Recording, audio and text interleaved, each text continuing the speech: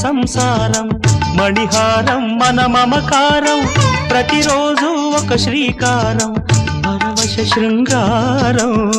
గతమంటే నీవే కథకానిది నీవే కలలన్నీ నావే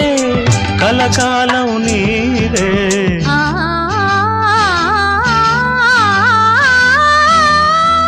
రాముడు అనుకోలేదు జానకి పతి కాగలనని ఆనాడు జానకి కలగనలేదు రాముని సతి కాగలనని ఏనాడు ఆనాడు ఎవరు అనుకోనిది ఈనా